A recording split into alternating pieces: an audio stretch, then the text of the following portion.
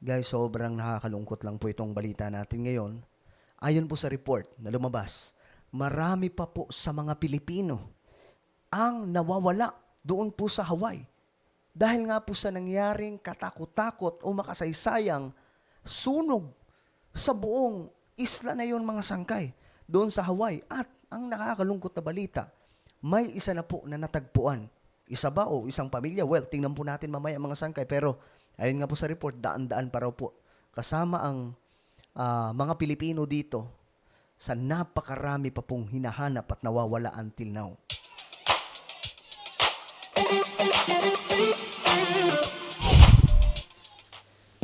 So ayun nga mga sangkay, before we start, i-click nyo po yung subscribe button sa ibaba muna mga sangkay sa ating video ngayon. Ayan po mga sangkay.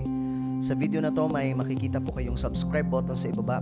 Pindutin nyo lamang po yan, tapos pindutin nyo po yung bell at pindutin nyo po yung all. At kung ikaw naman ay nasa Facebook page, please paki-follow po ang ating page, okay?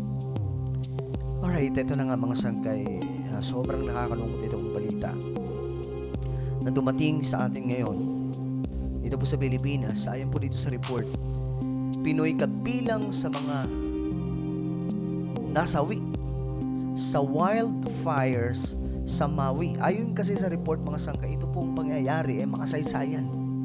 Kabilang po sa masasakit o malala na trahedya sa buong mundo. At ito daw po ayon po sa mga scientist, ito daw po ay bahagi ng sinasabing climate change. Grabe. Ngayon, eto guys. Tingnan po natin ang balita. Isang senior citizen na Pinoy ang kasama sa mahigit 100 nasawi sa wildfire sa Hawaii. Ayan, mga sangkay ha. Kinumpirma ito ni Foreign Affairs Undersecretary Eduardo Jose de Vega sa GMA News Online. Isa raw naturalized US citizen ang Isang naturalized US citizen. So, Pinoy po siya mga sangkay. 79 na taong gulang na biktima na galing sa Ilocos. Galing. Ay, okay. Kasi ang pagkakaalam ko mga sangkay sa Hawaii, sobrang dami daw po talaga mga Ilocano. So, galing ba po siya sa Ilocos? Ngayon mga sangkay, kasama po siya sa nasawi. Tumutulong na ang Philippine Consulate sa pamilya ng biktima na nakabase sa Hawaii. Ayon sa Maui Filipino Ito yung report ha. Chamber of Commerce, daan-daang Pinoy ang kabilang sa mahigit 1,000 pang nawawala. Daan-daan. Ganon po karami pa rin until now ang nawawala doon sa Maui, Hawaii. Kasama po sa... Ito, pakinggan po natin mabuti. Daan-daan daw eh. Chamber of Commerce, daan-daang Pinoy ang kabilang Daang-daang Pinoy. Hundreds na Pilipino ang until now kabilang sa mga nawawala. Sabi pa nga po mga sangkay ng report, itong mga taga doon mismo sa Hawaii, na mga nakaligtas po dito sa talagang namang napakatinding sunog. Ayon po sa kanila, mali daw po ang inire-report ng media na sinasabi ito ang bilang ng mga nasawi at ito lang ang bilang ng mga nahanap. But the truth is, ayon po sa report mga sangkay, sobrang lala ng numero. Ibig sabihin, lagpas pa sa iniisip natin ang mga nadali dito mga sangkay dahil sa sunog na ito. At ayon nga po dito mga sangkay, kung totoo ito mga sangkay kasi sinasabi, galing po yan sa GMA, di ba? Hindi po sila magre-report ng talagang ano to. Lalong-lalo na abot dito sa Maui, Hawaii. Disaster. Ayon po sa report, hundreds Filipinos ang nawawala. bilang sa mahigit 1,000 pang nawawala. At O, di ba? Mahigit 1,000 pa rin daw ang nawawala. Pero ang sinasabi ng mga tao, na mga taga doon, mga Amerikano po mismo, hindi lamang daw po ganun ang bilang. Sobrang marami pa. usap din ng GMA Integrated News si Romeo Salvador na lumipad pa mula sa Los Angeles patungo sa Hawaii para hanapin ang ina ng kanyang mga anak. Naku po. Kasama ring nawawala ang 8 kamag-anak nito. Saklap na ito, no? Mga kapusos, Ito, kung titingnan po natin dito mga sangkay, yung balita. Ito. Ito yung iba mga sangkay kung paano po sila tumakas. Tingnan po natin. Ayan po mga sangkay.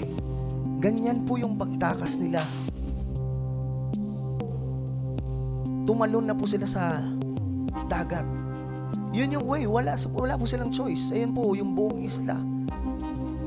Nasusunog. Hindi po yan swimming mga sangkay. What is happening? Guys, buong mundo nakakaranas ngayon mga sangkay ng ganito din po. Naalala nyo yung Canada? Yung Canada na nasusunog na mahigit 1 buwan na. Hindi ko alam kung until na mga sangkay kasi naputol po yung update natin dun eh. Grabe to. Ang Europe ngayon nakakaranas ngayon mga sangkay na halos ganito din. Wildfires. Kaya nga lang mas malala lamang po talaga itong Hawaii. Yan o. Ganyan po yung escape nila. How they escape mga sangkay. Yan po. Nakakakilabot kung papanoorin. At eto mga sangkay, marami tong video as is sobrang dami. Malulungkot ka lang. Ang bihira. Ayan o, Maui resident. Tourists swim in the waters. Ay, nako. Eto. Tingnan nyo yan mga sangkay. Mga kotse. Look at that, guys. Ganyan kalala ang nangyari doon sa Hawaii. Yun yung rason mga sangkay na maraming mga Pilipino ang until now hundreds Filipinos maliban dyan mga sangkay Pilipino pa lang ang pinag-uusapan natin dito. Hindi pa po kasama yung mga Amerikano na nariyan. Tingnan nyo mabuti mga sangkay oh. My goodness. Tumitindig yung balahibo ko mga sangkay. Bang pinapanood to, matindi to. Hindi po ito normal o hindi po ito mga sangkay. Talagang malala ito.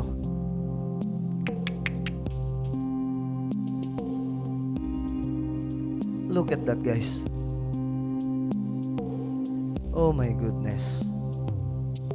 My goodness. Grabe, no? Di mo aakalain na ganito ang mangyayari sa kanila.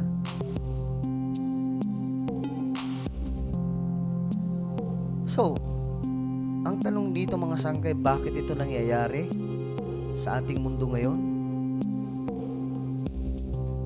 May sagot po dito ang Bible mga sangkay. Ito, basahin po natin. Sabi sa 2 Timothy chapter 3 verse 1. This know also that in the last days perilous times shall come. Yung mga kapighatian darating, masalimuot na panahon mangyayari sa huling mga araw. Biblical mga sangkay. At kung anong mga nakikita natin ngayon, hindi lamang sa Hawaii. Ang dami po, buong mundo nakakaranas na ito ngayon. Nagkataon lang na ang Hawaii po talaga ang pinakamalala. Pero ngayon, sa Europe mga sangkay, ganito rin ang nangyayari. Nasusunog. At ang ibang mga lugar naman, mga sangkay, binabaha. Matinding baha, hindi po normal. Ito, sa Tagalog mga sangkay, para mas maganda sa atin lahat. Sa 2 Timothy 3:1, sabi po dito, sa Bible po ito biblical, sa mga Bible-oriented dyan, tingnan ito, datapwat alamin mo ito, na sa mga huling araw ay darating ang mga panahong mapanganib. Sa madaling sabi, lahat ng nangyayari ngayon sa ating planeta na talagang naman nakakakilabot, biblical, na i-prophecy na po siya, na ihula na po siya sa Bible. Kaya nga mga sangkay, dito natin malalaman na ang nakasulat sa Biblia ay totoo. Hindi po nagbibiro ang salita ng Diyos. That is why we have to serve God. Kailangan po natin paglingkuran ng ating Panginoon. Hindi po pera ang makakapagsalba sa atin.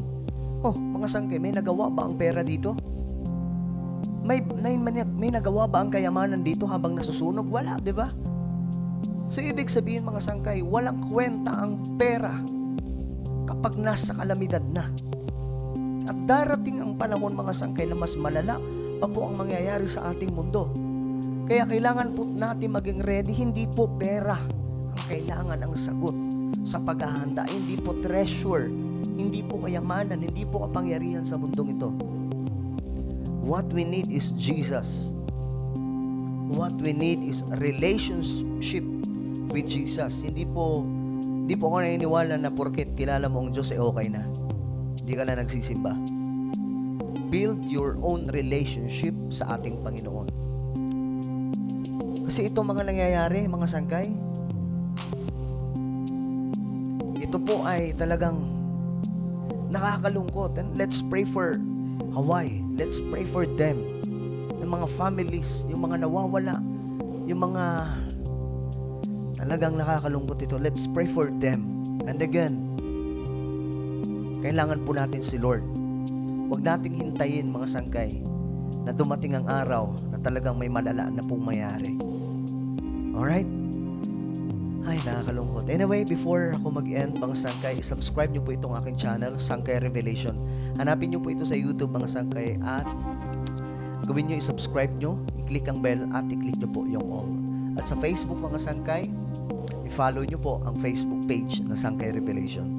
So ako na po ay magpapaalam hanggang sa muli. This is me, Sangkay Janjan. Palagi nyo pong tatandaan that Jesus loves you. God bless everyone.